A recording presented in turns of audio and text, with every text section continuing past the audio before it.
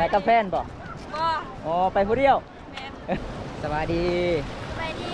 มากับผู้ใดนี่น่ะมากับหมู่กับหมู่บ่แม่นผู้บ่าวบ่บ่มีผู้บ่าวบ่มีผู้บ่าวยังโสดยังซิงคือเก่าเนาะลืมได้ชื่อเจ้าชื่อว่าจังได๋ส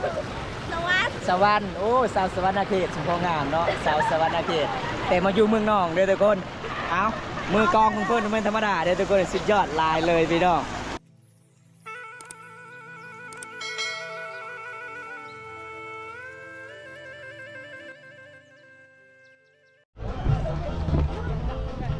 สวัสดีทุกคนสบายดีบรรยากาศยามต้นเที่ยงนะทุกคนนะวันนี้ผมตากลับมาเที่ยวแกงอะลองทุกคนไปรับชมวิวธรรมศาสตร์ไกลซีฮอดสงกรานต์นะพี่น้องวันนี้ก็พูดลายเลยพี่น้องสาวบ้านเนี่ยพี่น้องว่าจะเป็นผู้เสพผู้สาวผู้บ่าวผู้แก่ผู้เจ้ากลับมาเที่ยวหมู่บ้านแกงอะลองหรือว่าแกงอะลองสมบูรณ์ลาวเบื้องน้องเป็นส่วนเกียรติทุกคนที่ผมตากาศิพา FC นะครับชมธรรมศาสตร์วิวธรรมศาสตร์สุดๆงามอยู่ที่บ้านแกงอะลองเบื้องน้องเป็นส่วนเกียรติทุกคนจะได้ไปติดตามชมกันแล้วพี่น้อง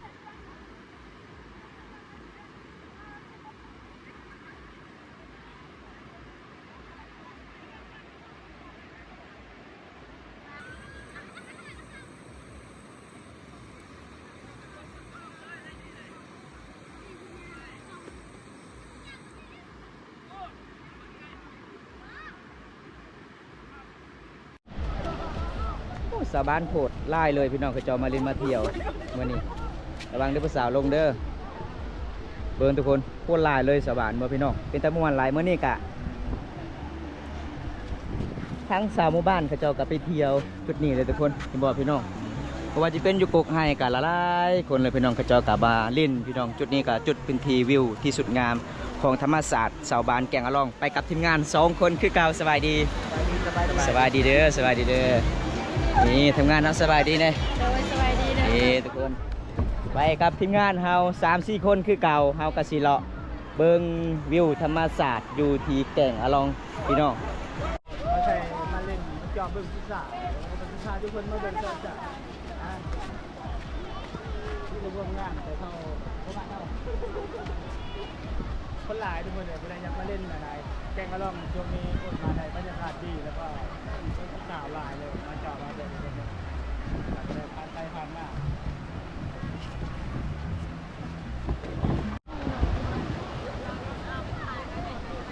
มีทุกคนสบานมาหลายเลยพี่น้องสุดยอดลายเมื่อนี้กะเป็นมื้อวันที่22ทุกคนเดือน2เลยยังไม่ทันฮอดสงกรานต์แต่สบานเขาเจ้ากำมาเที่ยวกันละลายคนเลยทุกคนที่บอกพี่น้องวันนี้ฝนฟ้าอากาศร้อนหลายเลยวิวธรรมศาสตร์สวยๆงดงามอยู่ที่บ้านแกงอะลองเมืองนองเป็นสนเขตเลยทุกคนสุดยอดลายเลยวิวพี่น้องสบายดีสบงไปกับแฟนบ่บ่อ๋อไปผู้เดียว แม่ อันนี้คือสาวลาวพามังกรสิครับเลยบ่สบงสิฮะยังหาผู้บ่าวสุล่ออยากแม่ๆบ๊ายบายเนี่ยบ๊ายบายดีทุกคนบรรยากาศสุดยอดลายพี่น้องวันนี้ก็คือผมต้นตากันดีพ่อนางเอกหลายๆคนก็จะมาเที่ยวที่นี่ทุกคนทุกคนสาวคนลายเลยพี่น้องก็จะมาถ่ายรูปทุกคนอันนี้คือเป็นจุดแกงอะลองทุกคนแกงอะลองเมืองนองแฟนสนาเขตพี่น้องผู้สาวกันหลายคนนี่ถึงงานเก่าสบายดีเด้อสบายดีไปจะได้ซองยังคือเก่าบ่ซองบ่ซองยังคือเก้าแต่ช่วงนี้กับบ่ค่อยลงคลิปเนาะติดภารกิจไลน์อ๋อทุกคนอันนี้คือทีมงานบอมตาเด็กก่อนเคยไปนำกันเนาะนี่ทุกคนเด็กพ่อผู้ติดตามยัง10,000เนาะแม่นเดี๋ยวนี้สิฮอดแสนแล้วเนาะโดยเอายินดีที่ได้พอกันนี่ทุกคนทักทายกันดีพอดีไซน์กับทักทายกันพี่น้องเพราะว่าเมื่อนี้กับผู้สาวกันละลายได้กระจอกกันมาเที่ยวอยู่ที่บ้านแก่งอะลองเมืองนองเป็นส่วนในเขตทุกคนอันนี้เป็นวิวที่ในเมืองนองเฮาทะเลท่องเที่ยวลายพี่น้องเมื่อนี้กับผู้แซ่ผู้สาวละลายคนไม่ว่าจะเป็นมาที่บ้านใดบ้านไกลเปิ้นเนี่ยพี่น้องกระจอกกันมาเที่ยวที่นี่ทุกคนเห็นบ่ละลายคนเลยพี่น้องกระจอกมาเที่ยวเป็นแต่ม่วนเลยพี่น้องวิวธรรมศาสตร์อยู่ที่บ้านแก่งอะลองเมืองนองเป็นส่วนในเขต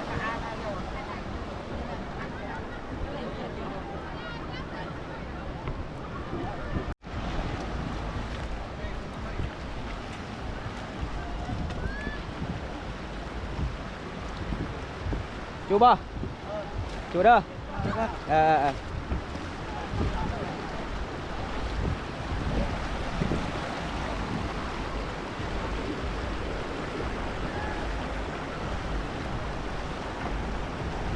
คือตะม่วนหลายเลยทุกคนเลย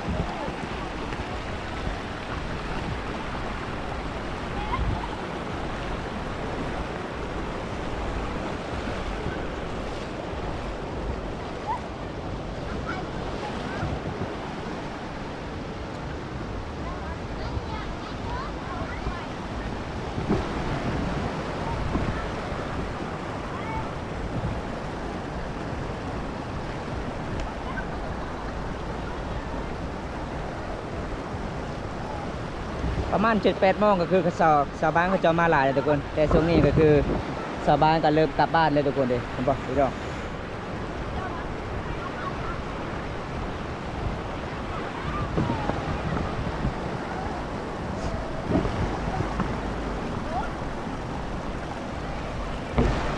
งามแล้วงามแล้ว เอาพระเจ้าก็กำลังสิมาตายหูพี่น้องธรรมศาสตร์ม่วนลายอุดมสมบูรณ์เลยอยู่ที่เกงอลองเมืองน้องเฮาอยู่ทางพุ่นก็จะเป็นสะพานเด้สะพาน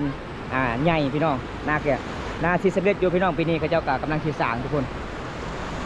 ชาวบ้านเขาเจ้ากำลังสิกลับบ้านเนี่ยเพราะว่าช่วงนี้ก็ใกล้สีฮอดเวลาค่ำๆแรงๆเลยชาวบ้านก็สิกลับพี่น้องทางพุ่นก็จะเป็นสะพานไม้ไล่เลยสะพานไม้ไล่อยู่ที่บ้านแกงอลองเมืองน้องเป็นโซนในเขตทุกคนเสิร์ฟเกี่ยวได้ด้วยทุกคนอยู่ที่บ้านแกงอลองเมืองน้องเป็นโซนเนี่ยสามารถเกี่ยวได้ประมาณช่วงนี้ก็คือในซีฮอดเจ้ากลับมาเที่ยวอยู่ที่แกงอลองทุกคนวันนี้ครับเป็นมือธรรมศาสตร์ดมสมบูรณ์พี่น้องชาวบ้านมาละลายคนเลยทุกคนเลยสุดยอดลายเลยทุกคนลายสบายดีพี่ชาวคือขึ้นกล่องพี่น้องสบายดี ไปดี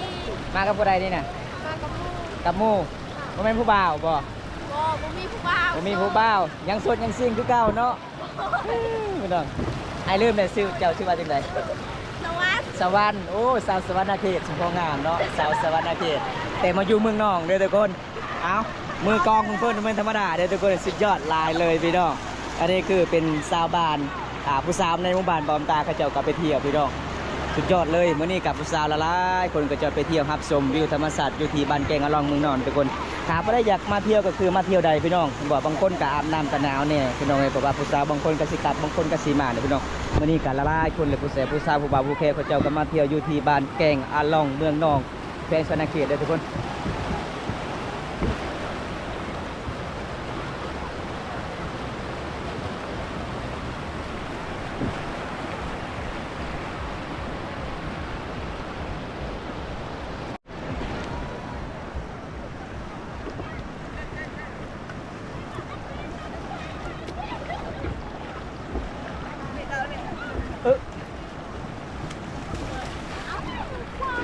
สบายดีพี่สาว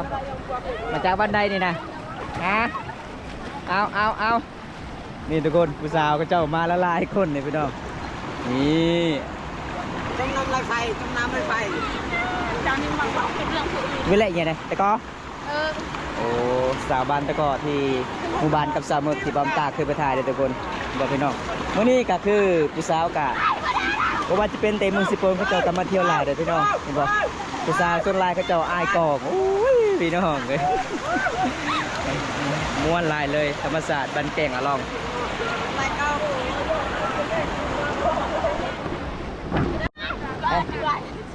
nak telak permoh mepa tu nai.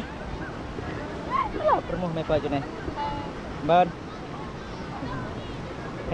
Alah seniat kita. ม่วนเนาะซาเนาะเล่นน้ำเนาะ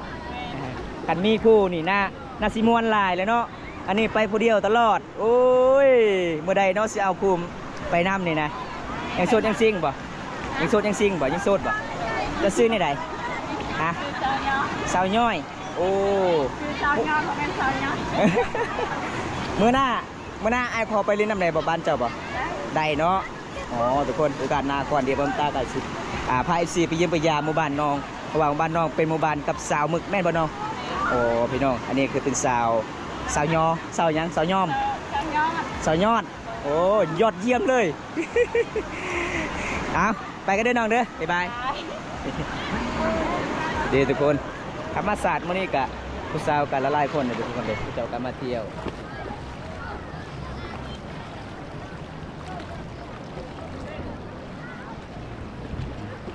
อันนี้คือผู้สาวทางหมู่บ้านบอมตายเองพี่น้องบอกเป็นแต่ม่วนเลยพี่น้องมันเป็นจุดนี้แหละมันเป็นที่บางๆที่เขาเจ้าอาบถ้าไปจุดพุ่งก็จะเป็นแกงเลยพี่น้องเป็นแกงล้วนๆได้ทุกคน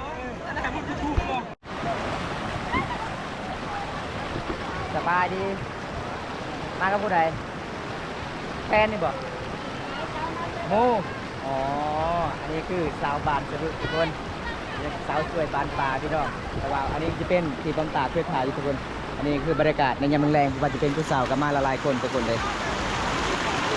ไปจักคนมื่อนี้เนาะไป2 คนโอ้บริญาณมากลับมาจะหน่อยนี่นะ มันมีโจรไล่ได้ สาวทิบ่มาบ่สาวทิสาวแว่นก็บ่มาอ๋อมีแต่สาวแมวมาฮะสาวแมวมาได้สาวแมวได้สาวเย็นเนาะเจ้าเนาะอ๋ออันนี้ได้สาวอ๋อ เอาทุกคนไปเจอกันสิไปอาบน้ำบ่น้องอาบน้ำอยู่ใส่อยู่พูนเอาไปเลยเอาทุกคนอันนี้คือดีฟอนน้องก็เลยทักทายน้องก่อนทุกคน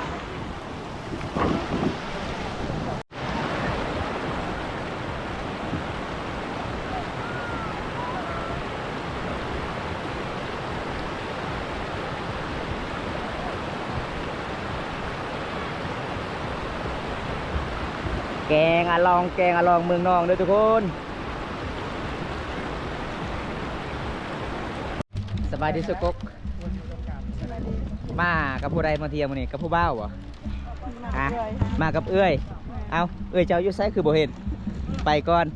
จักเทื่อแล้วน้องมาเที่ยวแกงอะลองฮะจักเทื่อแล้วไปเที่ยวสะพานไม่ไรเทื่อเดียวพุ่นข้ามไปพุ่นเลย ไปเที่ยวเต็มที่เลยทุกคนเลยมื้อนี้พาสาวกกและการที่พ่อสาวกกอยู่สะพานไม่ไร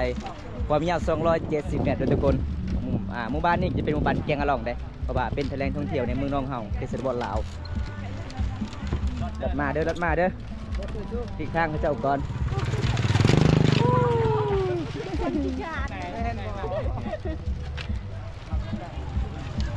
ธรรมศาสตร์สวยสดงดงาม ตัวยูทูบเบอร์นะ เป็นจะได้ได้พ่อผู้สาวสวยมื้อนี้ โอ้ทัง ใจเป็นยังไง ตึกตัก จุดนี้เป็นจุดสะพานที่กระโจข้ามบ้านแกงอะลองทุกคนอยู่จุดลงก็คือจะเป็นแกงที่สาวบ้านไปเที่ยวทุกคนเห็นบอกวิวธรรมศาสตร์สวยสดงดงามเลยในเมืองนองเฮามีแต่บ้านแกงอะลองหรือว่าบ้านเกงลีนทุกคน เขาเพิ่นอะไร เอามือกองเฮาเป็นยังไงมือกองนี่นะโอ้ผู้สาวให้ถ่ายรูปเอามือกองเฮาจัดไปทุกคน เป็นทางอื่นเท่าไหร่ได้แล้ว สกกไปจะเข้าบ่เป็นยังทำแบบนี้ป่ะอันเดิน1 2 3ป้าสาวดีเด้สาวบ้านป่าเนาะทัง สาวสวยในป่าลึก ชมยังรู้มีทางจะไปครับไม่ได้กินน้ำจะเคือขาชมยังไม่ได้กินเจ้ากบคือเงาแท้นัดกับผู้บ่าวมาบ่มื้อนี้ กินฮอดผู้บ่าวอุดร